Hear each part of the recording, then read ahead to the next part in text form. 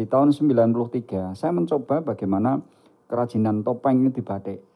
Nah, akhirnya ternyata ada yang tarik juga. Jadi sebenarnya ini masukan dari saudara-saudara kita yang ada di ISI, bagaimana batik tidak hanya di kain tapi di kayu, dan topeng tidak hanya dicat sungging tapi bisa di batik. Ceritanya seperti itu, Mbak.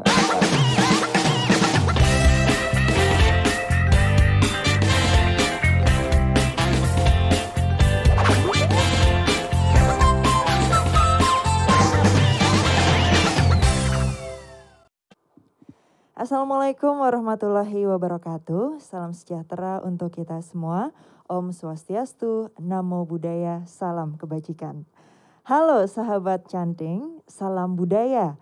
Dan tentunya semangat pagi, karena dimanapun dan kapanpun Anda mendengarnya, kita harus tetap bersemangat ya. Semangatnya harus semangat pagi gitu ya. Dan kembali lagi kita hadir dalam podcast JIBB, Jogja International Batik Biennale JIBB, yaitu merupakan langkah nyata dari Daerah Istimewa Yogyakarta guna mengangkat citra Jogja sebagai World Batik City, yaitu sebuah predikat yang dianugerahkan oleh Dewan Kerajinan Dunia atau World Craft Council sejak tanggal 18 Oktober 2014 silam. Dan JIBB telah diselenggarakan secara rutin setiap 2 tahun sekali, tepatnya pada awal bulan Oktober, bertepatan dengan peringatan Hari Batik Nasional. Dan saya Skarsari akan menemani sahabat canting dalam podcast Jogja International Batik Biennale 2021, ngobrol asik batik kayu.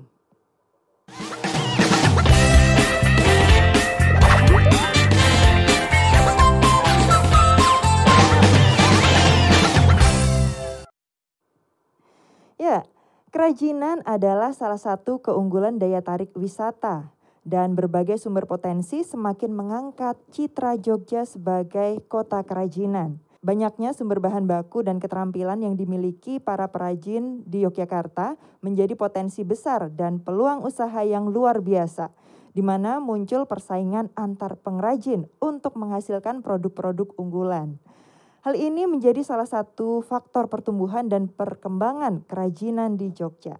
Dan seperti halnya kerajinan batik yang sekarang dikembangkan bukan hanya pada media kain, melainkan pada media kayu. Dan bersama saya pada kesempatan kali ini sudah hadir 2 narasumber kita. Yang pertama adalah Bapak Kemiskidi. Beliau adalah seorang pengrajin batik kayu dari Batik Kayu Sanggar Peni atau Omahe Batik Kayu dari Desa Krebet. Ya. Pak Kemiskidi, dan juga pembicara kita yang kedua adalah Bapak Agung Wicaksono MSN. Beliau adalah dosen Kriya ISI Yogyakarta ya, dan ini sudah sejumlah jabatan juga yang sudah diampu oleh Pak Agung, meliputi Kepala Pusat Kewirausahaan dan Pariwisata LPPM ISI Jogja, dan juga Ketua Sentra Kekayaan Intelektual ISI Jogja, kemudian Komtab Kadin DIY Bidang Pariwisata, dan Forum Mebel Kerajinan dan Seni Yogyakarta. Ini saya rasa akan sangat pas sekali ya Pak ya untuk ngobrol pada kesempatan kali ini, karena nanti kita juga akan berbicara tentang batik kayu kaitannya dengan pariwisata juga, karena kalau nggak salah Desa Krebet juga menjadi desa wisata juga ya Pak ya? Betul. Iya. Betul. Baik, sebelum kita ngobrol lebih lanjut nanti kaitannya batik kayu dan juga yang bisa menumbuhkan pariwisata, tentunya kita akan bertanya dulu nih, semua yang mendengarkan, yang melihat pastinya penasaran ya, seperti apa sih Pak ceritanya ini dulu sampai ketemu batik kayu ini, sejarahnya seperti apa Pak? Monggo Pak Kemiskidi. Terima kasih kepada Bapak Ibu semua, Mbak Sari. Jadi sedikit saya cerita tentang batik kayu. Selamat juga Pak Agung. Teman lama ini Pak. Ya.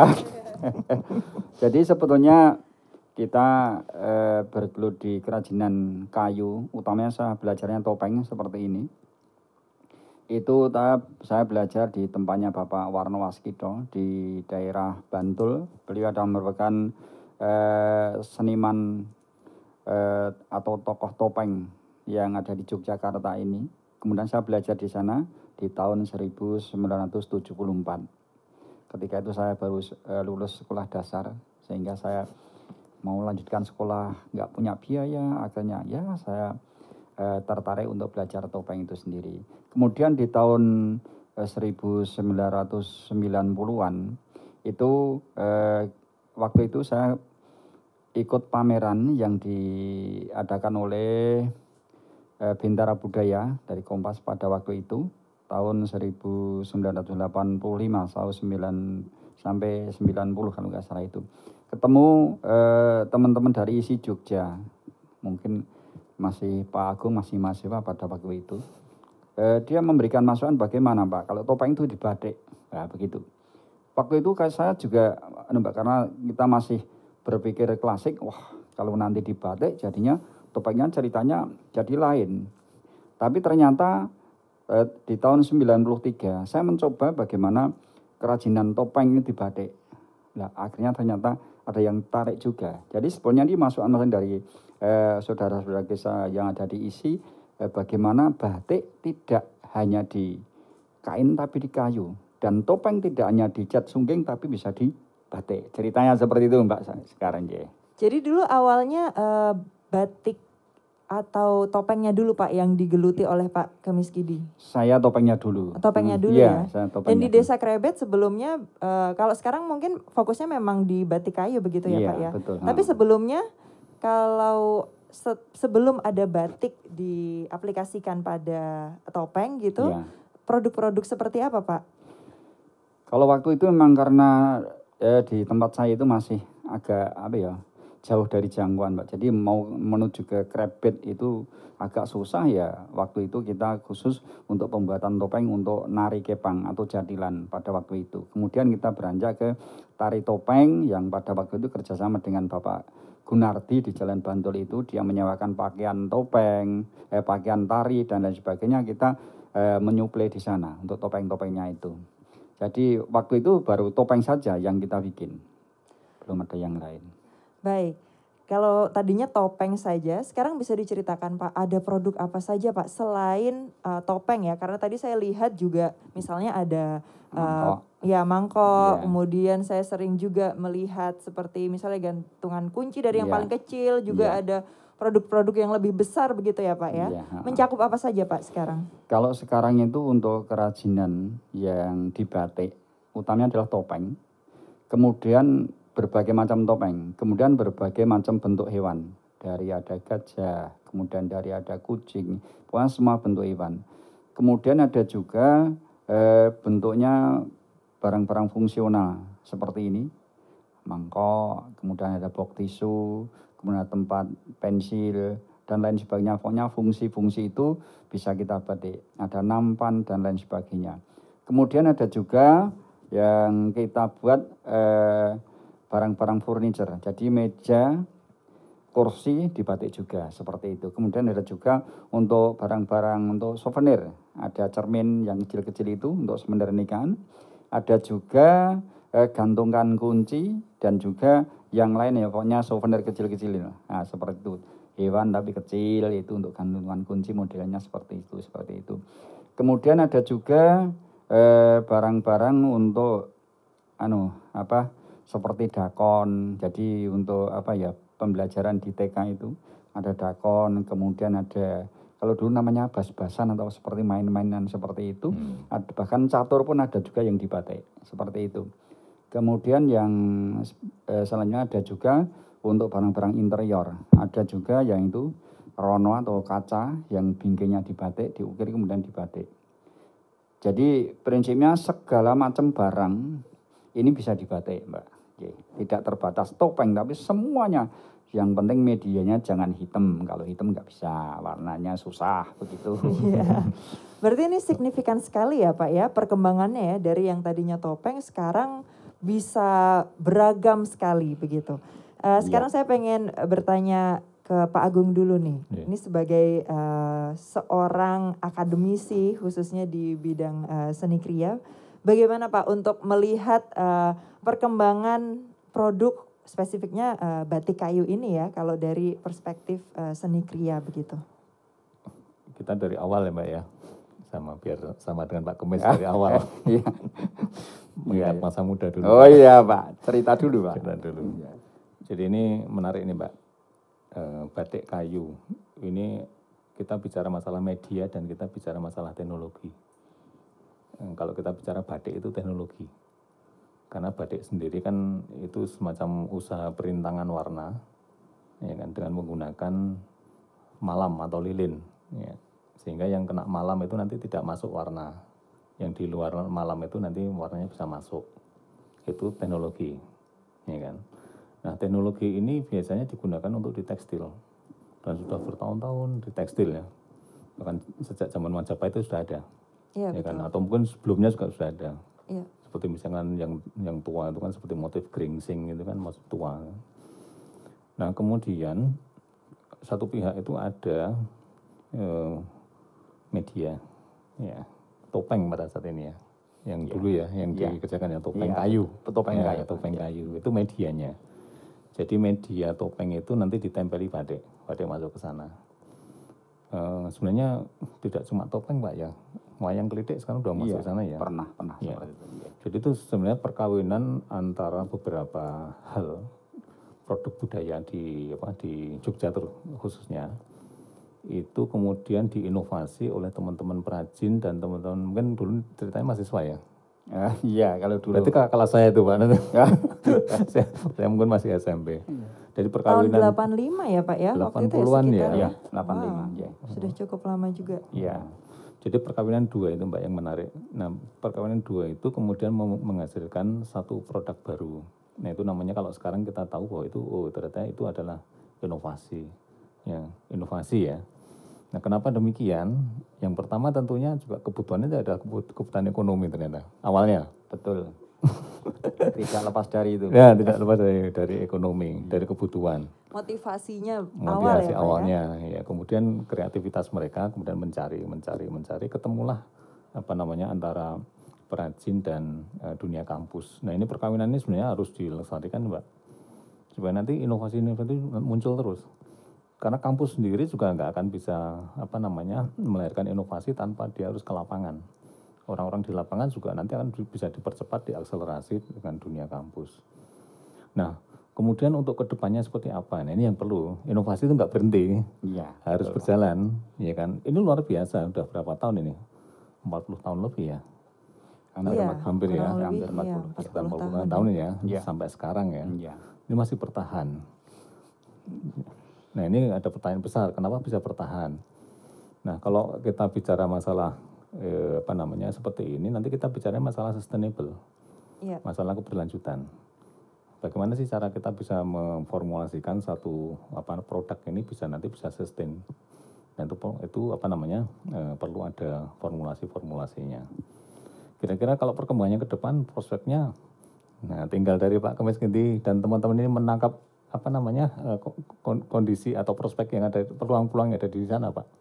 Tapi yang jelas ini sudah mendunia, ini sudah kemana-mana, ya kan, sampai ke Eropa, kemudian sampai ke, dan masuknya juga kemana-mana, ke hotel, ke rumah, ke tempat wisata, Maladewa itu juga, kan kemarin pesan ya di tempatnya Pak Jiman, di Bobong, di Patok itu dari Maladewa pesan. Ya, kemudian kalau seandainya ini kita teruskan, nah ini inovasi yang dari tahun 85 itu akan punya prospek yang lebih besar lagi. Kira-kira sedikit dulu Mbak. Iya. Karena nanti kita akan ngobrol lebih jauh lagi Pak tentunya. Tapi tadi sudah disinggung beberapa oleh Pak Agung dan kita bisa cross check, kita pastikan lagi ke Pak Kemis Gidi tentang customer-nya ini siapa saja Pak. Karena kalau dilihat kan varian produknya sangat banyak begitu. Bisa diceritakan Pak customer dalam negeri ini siapa, kemudian di luar negeri siapa, dan Pak Kemis Gidi sudah menjual ke negara mana saja begitu Pak? Terima kasih. Jadi untuk kerajinan batik kayu ini tentunya setiap model itu mempunyai segmen pasar sendiri-sendiri. Kalau untuk barang-barang fungsional seperti ada mangkok, ada box tisu, kemudian ada nampan dan lain sebagainya, kebanyakan yang menggunakan adalah saudara-saudara kita sendiri atau mungkin di dalam negeri. Karena memang selain ada keunikan batik di kayu, tapi ada fungsinya. Yang jelas seperti itu. Kemudian ada juga yang barang-barang souvenir kecil-kecil, ada gantungan kunci, ada cermin, jadi hand mirror, jadi pegang kecil itu kebanyakan adalah untuk ini pernikahan ini Mbak, souvenir pernikahan ya, karena memang selain unik dan juga ada fungsinya, itu masih ada juga fungsinya Pak Agung. Jadi kebanyakan seperti itu. Tapi ada juga barang-barang yang berbagai bentuk model hewan, ada gajah, ada kucing, ada jerapah dan lain sebagainya, pokoknya bentuk hewan. Itu bisa memasuki di berbagai lini, ada juga di hotel-hotel ada, kemudian di rumah tangga juga ada juga yang diekspor, ya, itu. Jadi kalau bentuk hewan bisa masuk di semua lini, karena ada yang ukuran kecil, ada yang ukuran besar. Ukuran kecil mungkin tingginya cuma sekitar 10 cm, kemudian ada juga yang 20 cm, ada juga yang tingginya ada yang 1,5 meter, ada juga seperti itu. Kalau yang bentuk hewan ini memang yang ukuran besar kebanyakan untuk diekspor.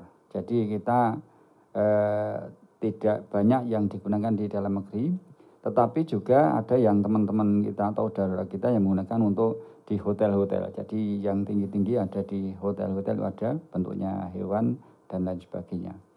Kemudian ada juga barang-barang yang bentuk lain. Jadi bentuk lain itu tadi sudah saya sampaikan, diantaranya adalah untuk furniture. Furniture ada juga, ada meja kursi itu di batik. Ini selama ini yang menggunakan masih di dalam negeri. Di luar ada beberapa yang minta untuk contohnya, tapi sampai sekarang belum ada deal order. Tapi untuk di dalam negeri itu banyak yang menggunakan. Jadi pangsa pasarnya seperti itu Mbak, kurang lebihnya. Nanti kalau mungkin kurang jelas bisa ditambahkan lagi.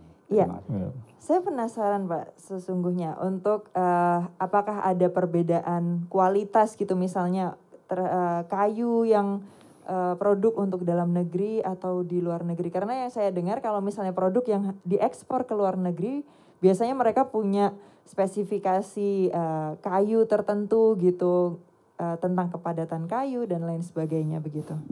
Kalau masalah kualitas barang, kita tidak membedakan, baik yang digunakan di dalam negeri maupun di luar negeri. Cuma bedanya syarat yang untuk luar negeri atau ekspor itu biasanya di kekeringan. Jadi kalau di kita untuk di dalam negeri itu kekeringan tidak menjadi suatu prasyarat.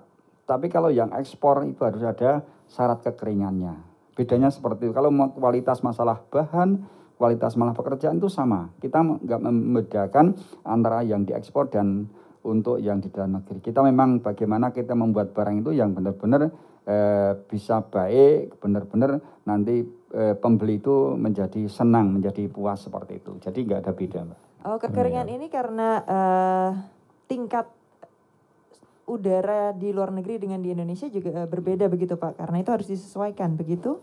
Apakah ada alasan yang lain? Jadi kalau yang kekeringan ini gini Mbak, jadi kalau di sana mungkin karena cuacanya ada 4 musim, di sini 2 musim, itu biasanya kalau tidak kering itu nanti pada retak, pada pecah dan lain sebagainya. Dan juga nanti ada dimakan hama, itu yang jelas seperti itu ya.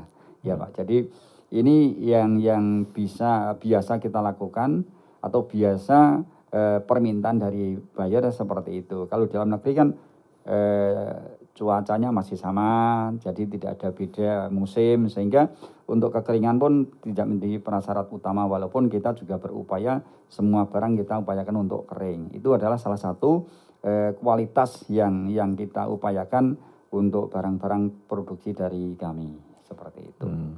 Kalau untuk bahan baku Pak, ada kayunya sendiri dan tentunya malam ya Pak ya, dan pewarnaan itu didapatkan dari mana Pak?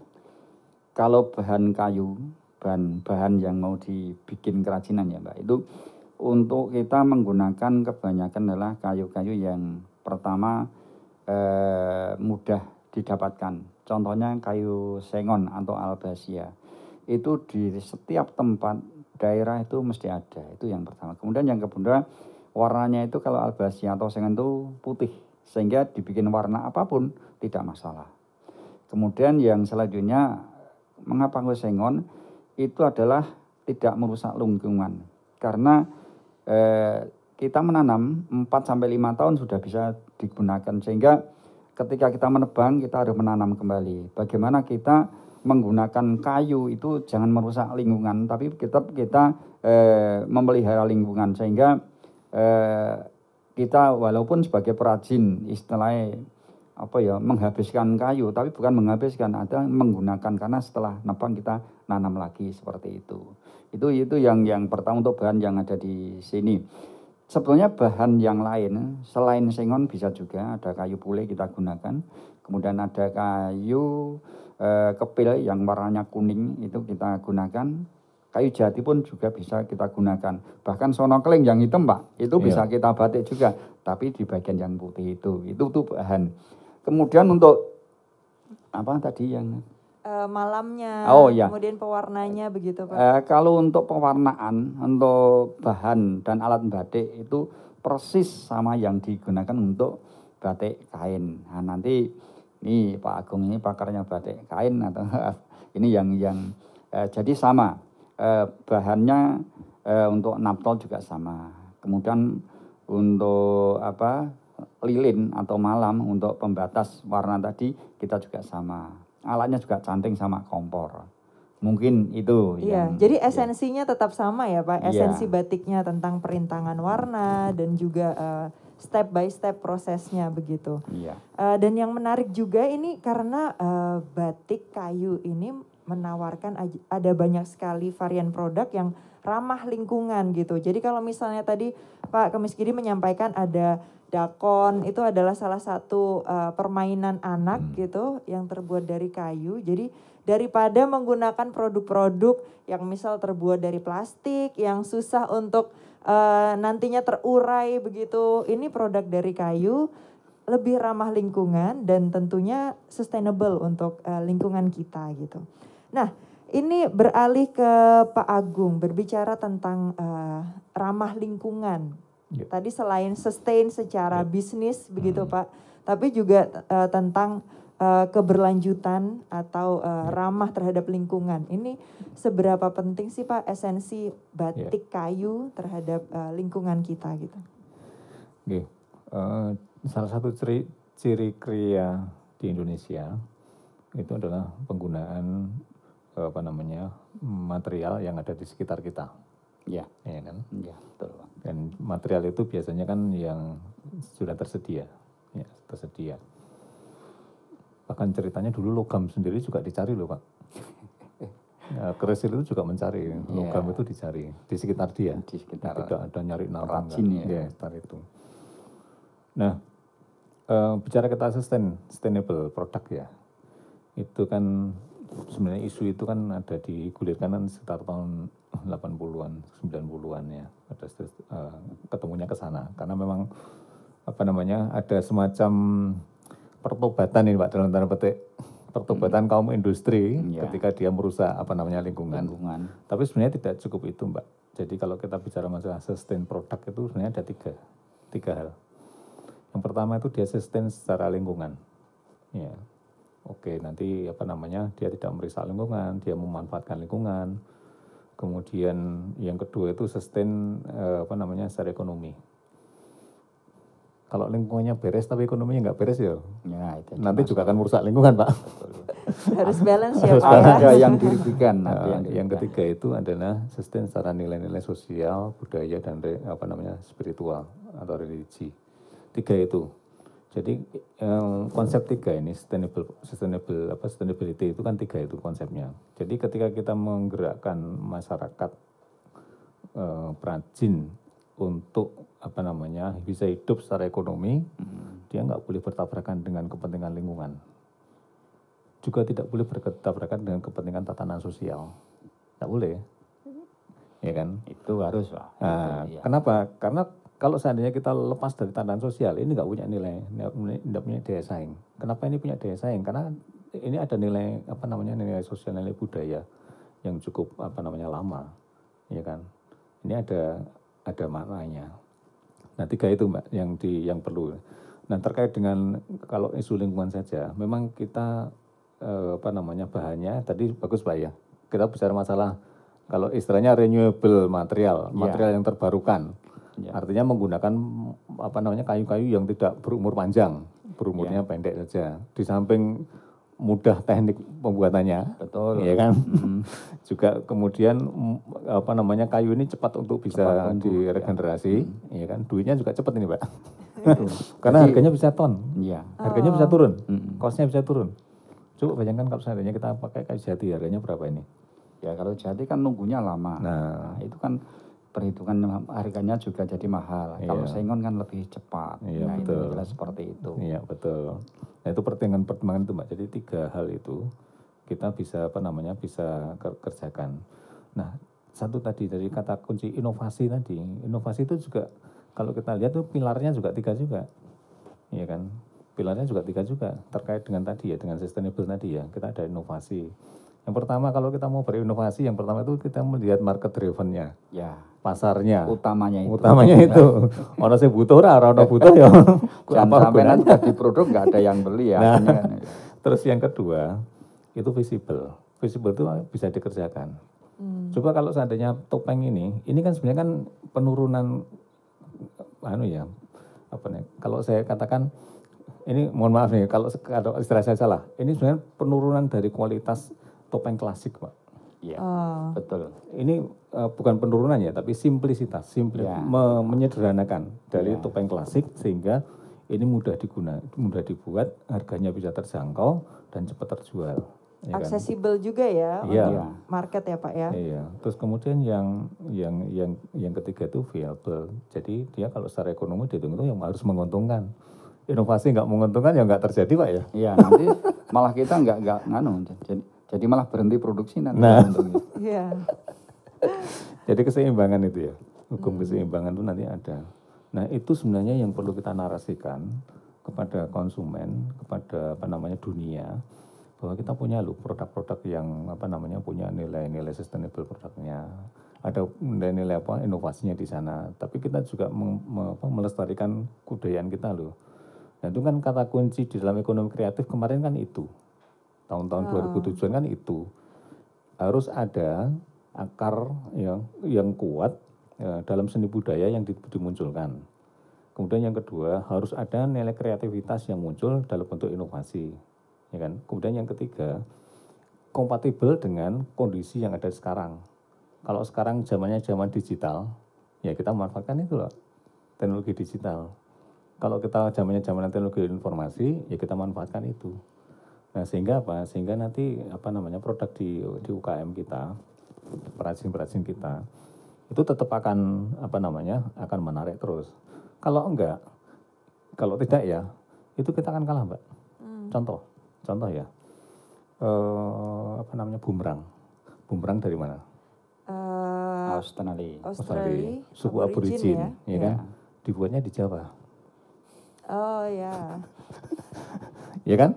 Bisa juga ini nanti dibuatnya di mana, ya kan? Nah itu makanya pelestarian craftsmanship, ya craftsmanship budaya itu penting. Ya kenapa? Supaya kita punya daya saing, tidak mudah ditiru dan cocok dengan kebutuhan pada saat ini. Ini kira-kira gitu. Sebenarnya Pak Kemes ini udah mikir ke sana, Mbak. Ya, karena inovasi, inovasi itu sebenarnya kan arti luasnya, baik itu masalah motifnya, masalah bentuknya, kemudian bagaimana perhitungannya supaya nanti ini bisa sesuai dengan situasi yang ada. Itu kan termasuk inovasi juga. Iya. Cuma kan bagaimana nanti arah kita yang mau kita sesuaikan. Biasanya seperti itu, Pak. Iya. Jadi itu. Wah, ini menarik sekali ya karena ada sejumlah parameter gitu yang perlu kita perhatikan begitu ya supaya produk seni budaya ini bisa sustain begitu. Nah, kalau tadi kita berbicara tentang ada simplifikasi begitu, membatik pada topeng. Kalau misalnya ya itu tadi, topeng yang klasik begitu misalnya harus pakai prodo gitu ya Pak, harus pakai emas dan itu punya filosofi tersendiri dan karakter harus sesuai dengan nama. Iya, betul. Seperti, Dan ini saya rasa topeng batik ini juga punya satu value yang menarik juga begitu Pak. Topeng ini sendiri udah salah satu identitas dari kultur Jawa begitu. Dan batik juga tentunya sebagai identitas kita bersama bahkan sekarang ya Pak, udah menjadi bagian dari warisan dunia.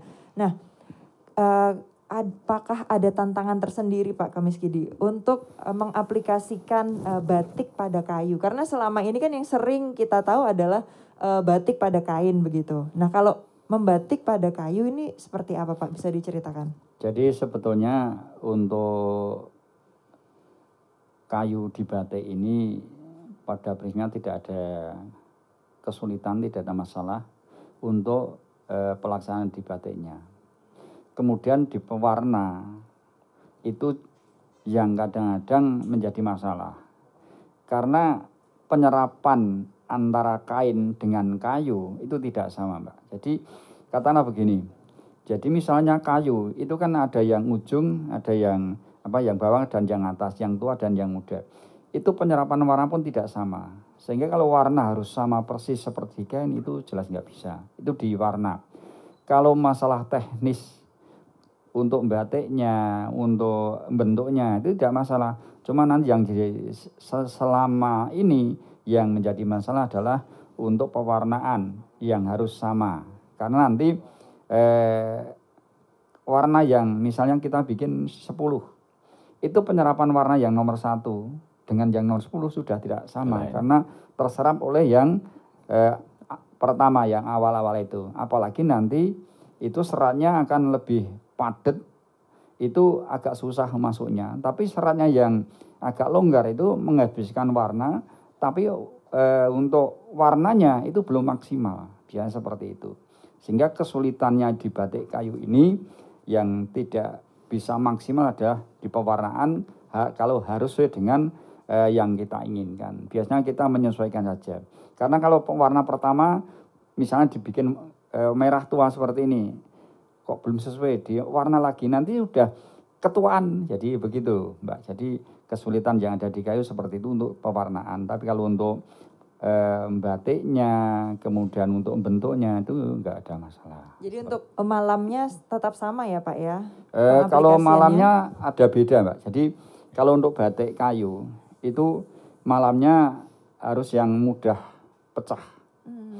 Kalau yang di kain kan harus yang lengket itu. Ya. Karena biasanya untuk membawakan dilipat biar nggak rusak batiannya.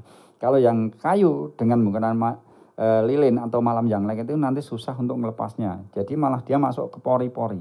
Oh. Ya, itu bedanya di situ. Jadi ada perbedaan jenis malam untuk membatik kayu dan membatik kain. Seperti itu.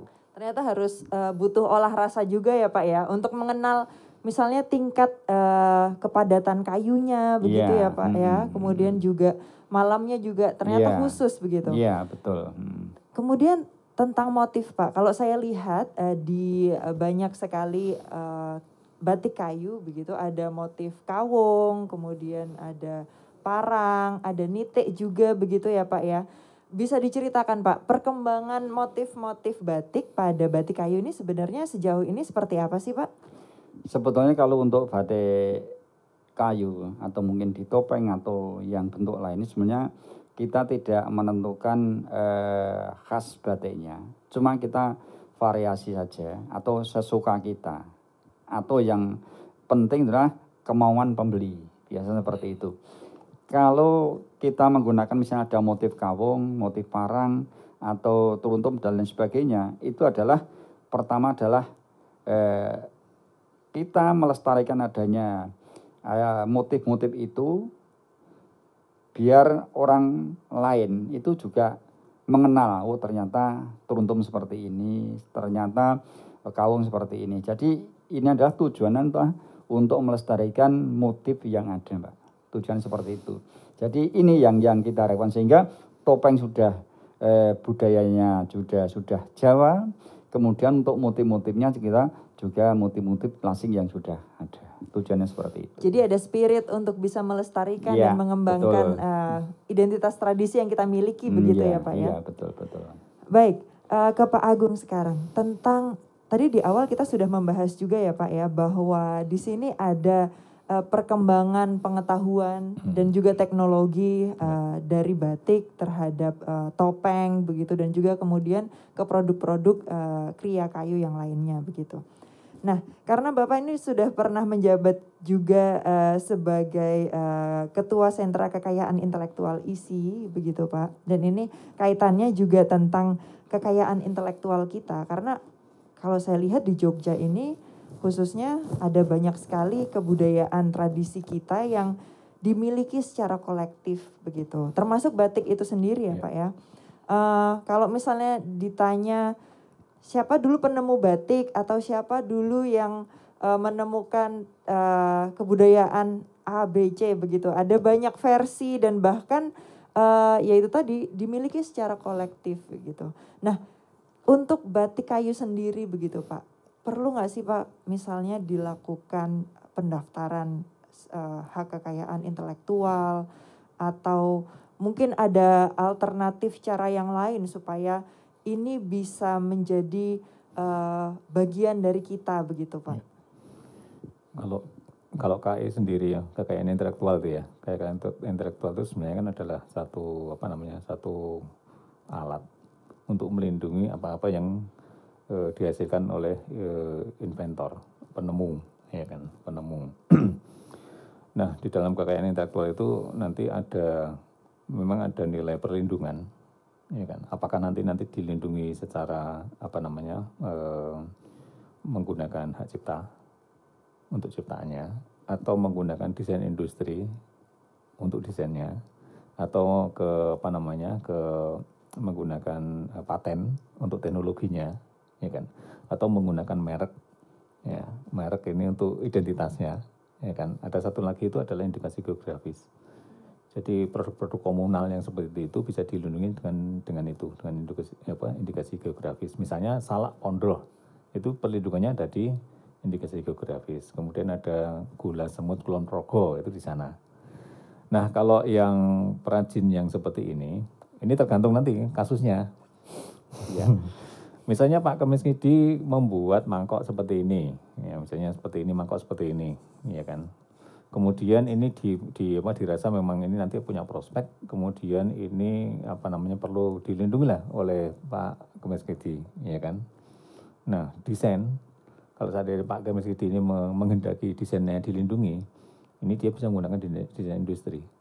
Karena nanti di situ adalah penampakan visual itu yang dilindungi, ya kan, seperti itu. Kalau seandainya Pak Kemis Kidi nanti menemukan teknologi untuk membatik, ya, kemudian atau menemukan alat ya untuk membuat ini bisa semakin cepat produksinya, itu bisa dilindungi dengan dengan paten tadi.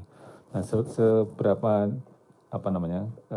jauh perlindungan ini terhadap perajin, saya pikir ini perlu untuk untuk masa-masa sekarang. Karena memang kesadaran dari orang untuk bisa melindungi, kemudian bisa menganggap bahwa kekayaan intelektual itu sebenarnya aset juga. Itu aset itu, ada nilainya. Bisa diwariskan ke anak cucu juga. Kalau seandainya ini dirasa penting, ya monggo, silakan. Di antara tadi dipilih saja. Tetapi problemnya ada, Mbak. Salah satunya adalah ketika kita mengadakan penyuluhan KI di masyarakat, kadang-kadang saya nggak mau Pak, untuk saya lindungi desain saya loh. Kenapa? Saya nggak enak sama tetangga saya.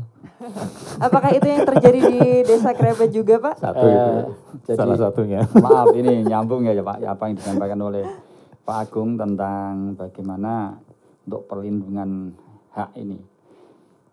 Dari teman-teman yang ada di Krebet ini juga sudah ada yang mendaftarkan, tapi utamanya adalah untuk mereknya Pak. Merek ya. Ya mereknya, dan merek sudah didaftarkan. Ya. Kalau motif ada juga, tapi memang kita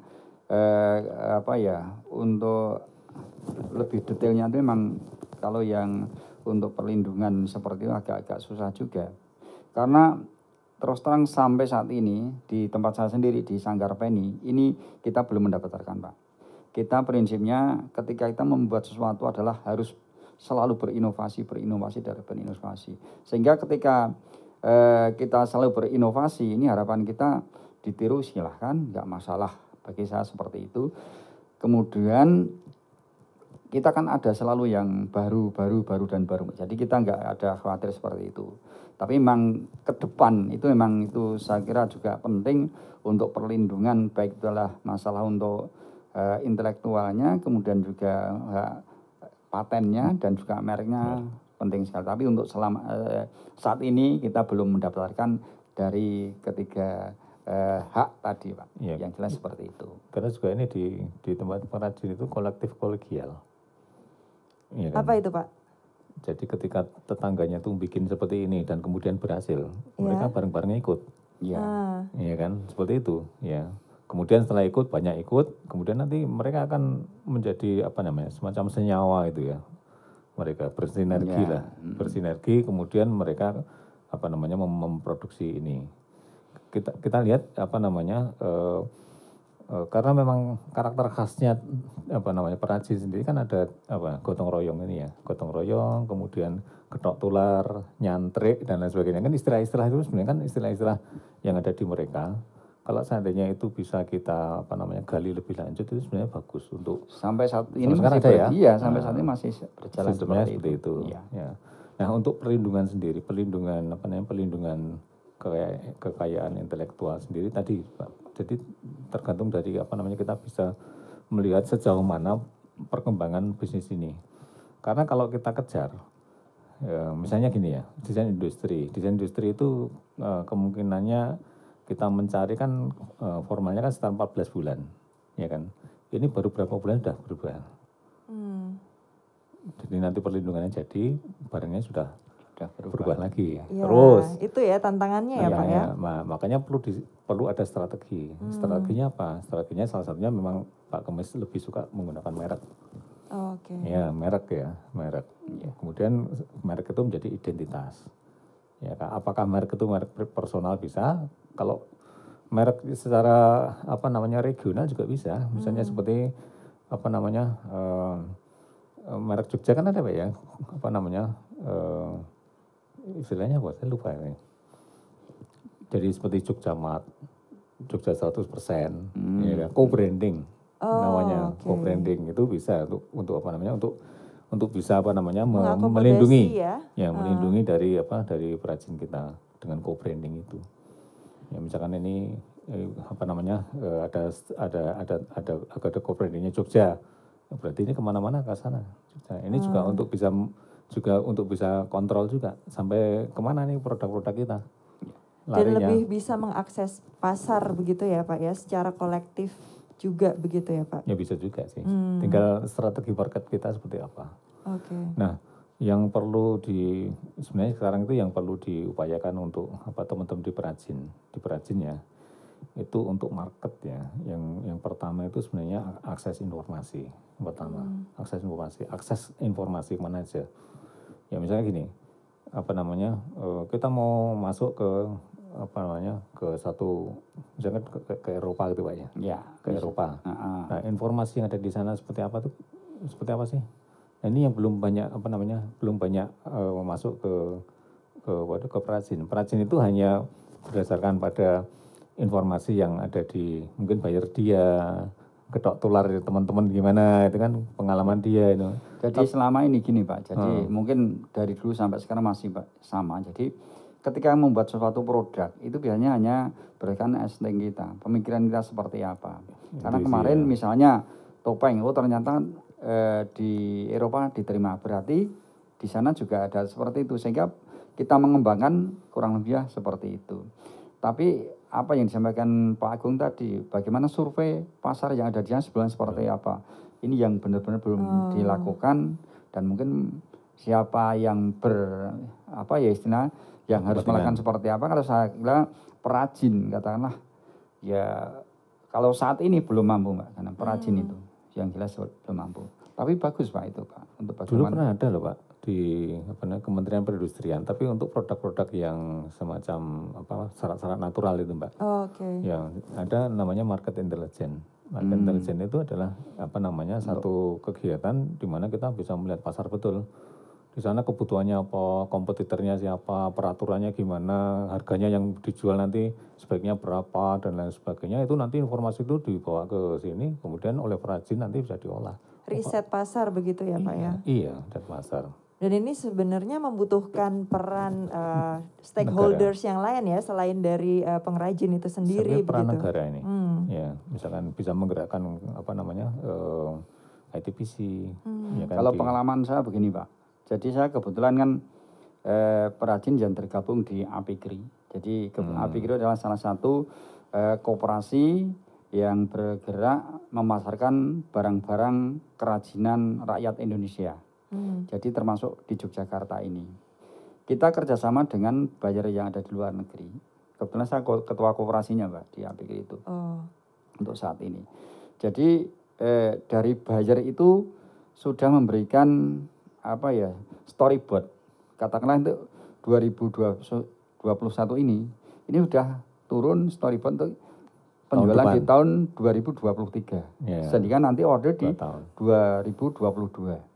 Nah ini sebetulnya ini adalah kerjasama antara buyer yang ada di sana, kemudian bagaimana nanti memberikan informasi kepada perajin yang ada di sini. Ini yang pengalaman saya seperti itu, sehingga kita untuk membuat produk itu pertama adalah acuan warna yang tahun 2023, model tahun 2023 sudah ada storyboardnya dari sana.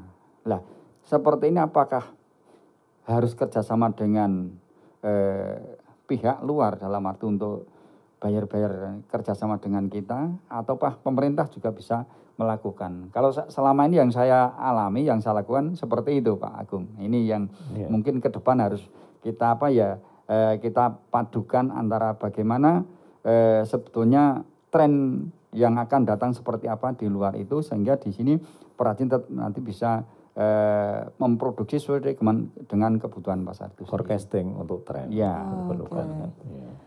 Ya, wah ini sangat kompleks sekali ternyata ya Pak ya tentang risetnya juga dan juga inovasi-inovasi ke depannya.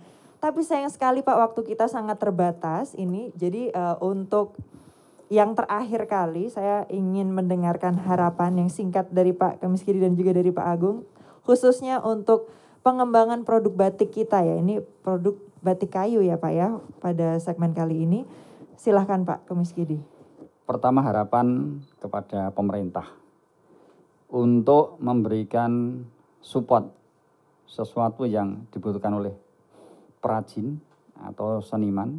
Kemudian seniman atau perajin tidak berhenti berinovasi. Iya, khususnya terhadap batik ini ya Pak ya. Iya, terutama terhadap batik itu sendiri. Iya. Dari Pak Agung Pak tentang sustainability dan tentunya batik ini ya yang menjadi nyawa dari produk-produk batik kayu di Krebet ini Pak. Yang jelas kalau dari konteks JIBB ya.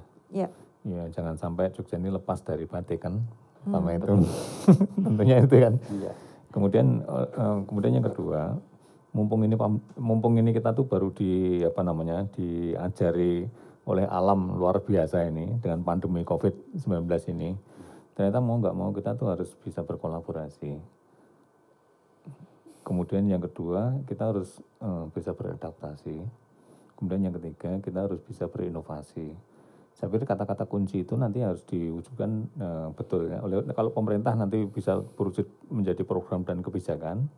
Kalau dari perajin itu nanti menjadi strategi bisnis, ya kan. Kalau dari teman-teman di akademisi itu menjadi satu kajian-kajian. Dan ini kita nggak bisa lepas antara perajin, pemerintah, kemudian akademisi kan. Di akademisi itu yang saya lihat bahwa masih terlalu banyak harta karun yang belum dibongkar dan dimanfaatkan oleh perajin itu aja. Iya, betul Pak. Kewajiban Pak Agung ini.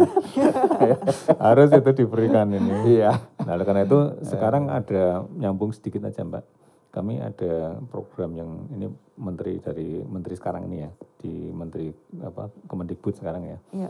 ini ada namanya MBKM ya, Merdeka Belajar Kampus Merdeka. Ini nggak mau kampus itu memang harus turun ke masyarakat dan disediakan 20 sampai 40 SKS itu mahasiswa harus keluar dari kampus untuk bisa dia mengabdi dan kemudian dia melakukan tukar menukar, kemudian dia bisa magang. Di tempatnya Pak Kemis juga bisa nanti. Iya, betul. Ya, itu bisa dikonversikan menjadi nilai dalam mata kuliah. Kira-kira itu Pak kunci-kuncinya. Karena dulu lahirnya juga dari kolaborasi ini ya Pak ya, dari mahasiswa ISI dan juga dari para pengrajin di Desa Krebet begitu ya. Wah ini menarik sekali ya. Karya monumental ini. Iya dan sangat sustain ya Pak ya. Ternyata kurang lebih sudah 40 tahun ini batik kayu membuktikan bahwa inovasi dari batik yang diaplikasikan pada kayu ini bisa menjadi satu value tersendiri dan punya value yang parameternya bahkan sangat kompleks gitu. Ada value lingkungan, ekonomi, dan juga nilai sosial. Bahkan ini sudah dikerjakan secara kolektif oleh sejumlah pengrajin di Desa Krebet dan sudah menjadi desa wisata juga ya. Jadi terus bergulir begitu, spirit dari batik, kemudian ke batik kayu, jadi satu destinasi wisata juga. Dan tentunya semoga ini nanti pandemi segera berakhir ya Pak ya, dan kita semua ya bisa tentunya bisa langsung bersilaturahmi dan melihat dan punya experience khusus juga nanti mencoba mengaplikasikan batik pada kayu gitu di Desa Krebet begitu. Jadi terima kasih sekali Pak Kemis Gidi dan juga Pak Agung atas informasinya, atas sharingnya.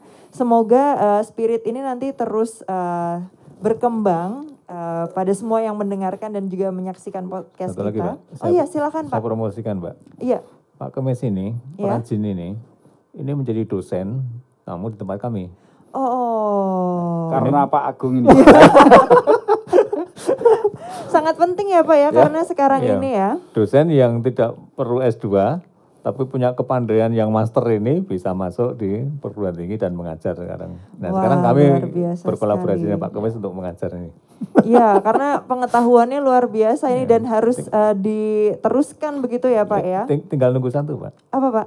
Pak Kemis Gidi ngajak kolaborasi untuk bisnis. Ini sudah mulai Pak. Karena itu parameter sustain juga ya Pak ya, punya value ekonomi begitu. Dan tentunya melalui JIBB ini kita berharap semuanya, karena batik ini secara umum juga punya value terhadap berkembangnya tentunya perekonomian masyarakat, dan semoga ini juga menjadi strategi tersendiri walaupun di era pandemi seperti ini. Kemarin kita sudah melakukan banyak diskusi juga bahwa batik ini bisa jadi satu hal yang menguatkan gitu, sangat empowering begitu. Dan tentunya ini semua jadi spirit kita semua untuk bisa bangkit, bisa berkembang dan terus berinovasi begitu ya. Amin. Ya, baik. Terima kasih sekali lagi Pak Agung dan juga Pak Kemis Gidi sudah hadir ngobrol di podcast kita Jogja International Batik Biennial. Dan tentunya kita punya serangkaian kegiatan yang sangat seru di JIBB 2021 ini. Dan jangan lupa untuk selalu update di Instagram JIBB_2021 dan juga di YouTube channelnya di JIBB 2021. Baik, ini adalah akhir dari program podcast kita pada hari ini. Terima kasih banyak atas perhatiannya. Saya Sekarsari undur diri. Wassalamualaikum warahmatullahi wabarakatuh. Salam canting, Jogja, Kota Batik Dunia.